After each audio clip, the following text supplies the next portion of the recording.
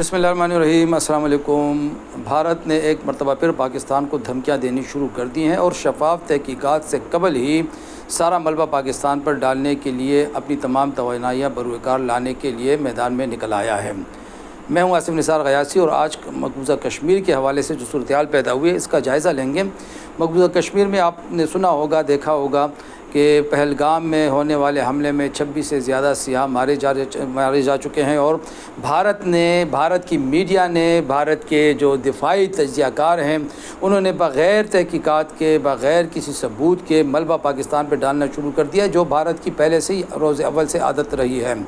مسئلہ یہ ہوتا ہے کہ مقبوضہ کشمیر میں کوئی بھی واقعہ ہوتا ہے اس میں کوئی بھی ملوث ہو، اس کا ملبہ پاکستان پہ ڈال دیا جاتا ہے، اور اس وقت تو بھارتی میڈیا نے اور پھر الیکٹرانک میڈیا اور سوشل میڈیا نے جس طریقے سے ایک جنگ زدہ ماحول بنانے کی کوشش کی ہے، ان کا بس نہیں چلتا کہ وہ آج ہی پاکستان پر حملہ کروا دیں۔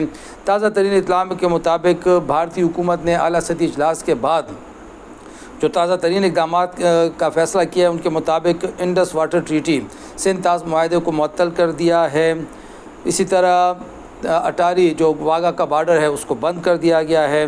پاکستان کے تمام شہریوں کو 48 گھنٹے کے اندر بھارت سے نکل جانے کا حکم دے دیا گیا ہے، اور پاکستانی سفارتی عملے میں کمی کا بھی فیصلہ کیا گیا ہے۔ اب مسئلہ یہ ہے کہ بھارت کو اگر اس سے مقبوضہ کشمیر سنبھالا نہیں جاتا، اگر وہاں پہ امن و امان کی صورتحال پیدا ہوتی ہے، تو اس کا ملبہ پاکستان پر ڈالنے سے پہلے بہتر یہ ہوتا کہ وہ ثبوت پیش کرتا، وہ واقعات کے جزیات کو پیش کرتا۔ لیکن اس سلسلے میں جو ایک دلچسپ امر ہے وہ یہ ہے کہ ایک بندے کا نام آیا ہے بیچ میں، سیف اللہ قصوری، جس کے متعلق کہا جا رہا ہے کہ یہ حملے کا ماسٹر مائنڈ ہے، بھارتی میڈیا یہ کہہ رہا ہے۔ تو کیا یہ ایک ایسا ماسٹر مائنڈ ہے جو 2 دفعہ مارا جا چکا ہو؟ بھارتی سیکیورٹی اداروں نے ایک بار پھر دعویٰ کیا ہے کہ حالیہ حملے کا ماسٹر مائنڈ سیف اللہ قصوری ہے، مگر دلچسپ بات یہ ہے کہ یہ نام 2020 میں بھی خبروں کی زینت بنا تھا۔ بھارتی اخبار انڈین ایکسپریس سمیت کئی ذرائع نے رپورٹ کیا تھا کہ سیف الاسلام میر نامی حزب المجاہدین کمانڈر جسے پلوامہ میں ہلاک کیا گیا، عرفی نام سیف اللہ تھا۔ اب سوال یہ ہے کہ کیا 2020 میں مارا گیا شخص دراصل کوئی اور تھا، یا پھر 2025 میں بھارت نے پرانے نام کو نئے بیانیے کے لیے دوبارہ استعمال کیا؟ اس قسم کی غلط شناخت اور پرانے دہشت گردوں کو دوبارہ زندہ کر کے استعمال کرنا بھارت کی انٹیلیجنس کی کمزوری اور بیانیے کی چالاکی کو ظاہر کرتا ہے۔ پاکستان اس جھوٹے پروپیگنڈے کی شدید مذمت کرتا ہے، جو نہ صرف حقائق کو مسخ کرتا ہے بلکہ خطے میں کشیدگی کو بڑھاتا ہے۔ یہ محض غلطی نہیں بلکہ شعوری کوشش ہے فرضی دشمن بنانے کی، تاکہ اندرونی ناکامیوں سے پردہ ڈالا جا سکے۔ اچھا، اس میں ایک اور چیز، بھارتی میڈیا کا پاکستان مخالف شیطانی پروپیگنڈے پر مبنی کھیل ایک مرتبہ پھر بے نقاب ہو چکا ہے۔ ہر دہشت گرد حملے کے بعد بھارتی میڈیا کا ایک ہی وتیرہ ہے کہ بغیر ثبوتوں کے پاکستان پر الزام لگاؤ، سچ چھپاؤ اور اپنے عوام کو بیوقوف بناؤ۔ ہندوستان ٹائمز کے مطابق پہلگام حملہ 3 بجے ہوا۔ بھارتی خفیہ ایجنسی راز سے جڑے سوشل میڈیا اکاؤنٹ نے 3:05 پر پاکستان پر الزام لگا دیا۔ 3 بجے حملہ ہوتا ہے، 5 منٹ کے اندر پاکستان پر الزام لگا دیا جاتا ہے۔ اس کے بعد حملے کے 30 منٹ بعد بھارتی سوشل میڈیا اکاؤنٹس نے پاکستان اسپانسر ٹیرر ٹویٹس کا آغاز کر دیا۔ واقعے کی 30 منٹ سے 60 منٹ میں بی جے پی کے لیڈران نے ٹویٹس کر دیے۔ واقعے کے 1 سے 3 گھنٹوں بعد جعلی انٹیلیجنس رپورٹس لیک کی جاتی ہیں، جس پر RSS کے ٹرول اکاؤنٹس ماس ریٹویٹ کرتے ہیں۔ حیران کن طور پر پہلگام واقعے کے پہلے 15 منٹ میں بی جے پی سپورٹر کی جانب سے 500 بھارتی اکاؤنٹ سے ایک ہی جیسے ٹویٹس کیے جاتے ہیں۔ 30 منٹ میں Pakistan terror error top trend بن جاتا ہے، جس میں جعلی کشمیری ناموں سے ٹویٹس کیے جاتے ہیں۔ واقعے کے 1 گھنٹے بعد میجر گوئنڈا جیسے فوجی اکاؤنٹس رد عمل دیتے ہیں۔ پرانی ویڈیوز کو تازہ واقعے سے جوڑ کر دکھانا بھارتی میڈیا کا بھونڈا وتیرہ ہے۔ بھارتی میڈیا شواہد کے بغیر ایسے حملوں کو پاکستان مخالف جذبات بھڑکانے کے لیے ہمیشہ استعمال کرتا آ رہا ہے۔ بھارتی میڈیا نے اس حوالے سے کوئی بھی ثبوت نہیں دیا، جعلی خبریں چلا رہا ہے اور جعلی ثبوت سامنے لا رہا ہے جو آخر میں غلط ثابت ہوں گے۔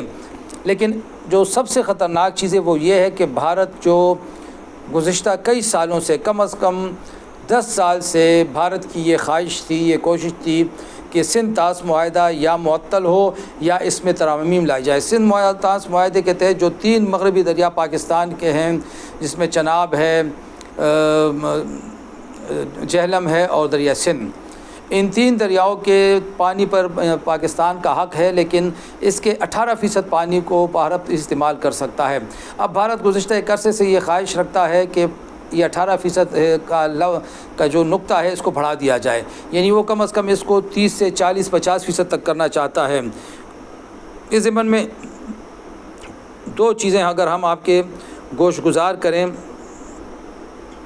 کہ سندھ طاس معاہدے کے بارے میں 2 عشروں سے، یعنی جب سے BJP کی حکومت بنی ہے، ماحول خراب کیا جا رہا ہے۔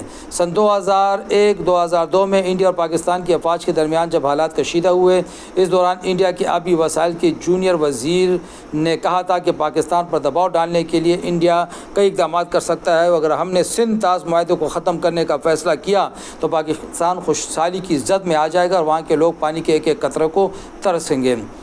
گزشتہ چند برس کے دوران جتنی بار پاکستان اور بھارت کے درمیان تنازعات میں اضافہ ہوا ہے، اتنا ہی سندھ طاس معاہدہ توڑنے کی باتیں اٹھی ہیں۔ 2019 میں پلوامہ میں سیکیورٹی فورسز پر دہشت گردانہ حملے کے بعد بھارتی مرکزی وزیر نے بیان دیا تھا کہ حکومت ہند نے پاکستان جانے والے پانی کی تقسیم کو بند کرنے کا فیصلہ کیا ہے، اور اگست 2019 میں آبی وسائل کے بھارتی وزیر نے کہا تھا کہ سندھ طاس معاہدے کی خلاف ورزی کیے بغیر پاکستان جانے والے پانی کو روکنے کے لیے پہلے سے کام شروع ہو چکا ہے۔ انڈیا کی جانب سے 2023 اس کے بعد سے یہ حالیہ جو واقعات ہیں اسے ظاہر کرتے ہیں کہ بھارت کسی بھی وقت پاکستان کو اس سلسلے میں مشکلات سے دوچار کر سکتا ہے۔ یہ اس سلسلے میں ایک اور چیز اگر ہم آپ کو 2016 میں جب نریندر مودی وزیر اعظم تھے تو ان دنوں بھی انہوں نے اس حوالے سے بات کی تھی اور معاہدے کو سسپینڈ کرنے کی بات کی تھی، اس میں ترمیم کی بات کی تھی، اور اب بھارت کو شاید یہ موقع ملنے والا ہے، بلکہ اس نے اپنے ہاتھ یہ موقع حاصل کر لیا ہے اور سب سے پہلے ملبہ ڈال دیا سندھ طاس معاہدے پر۔ سندھ طاس معاہدہ ختم کرنا بھارت کی بہت بڑی غلطی ہوگی۔ ہماری کوشش ہوگی کہ سندھ طاس معاہدے کے حوالے سے، اس کی اہمیت کے حوالے سے آپ کو اگلی ویڈیوز میں بتائیں، اور پھر ہم دیکھیں گے کہ اس حوالے سے پھر چین کا کیا رد عمل ہوگا، کیا چین خاموش رہے گا یا وہ پاکستان کا ساتھ دے گا۔ اس وقت تک کے لیے خدا حافظ۔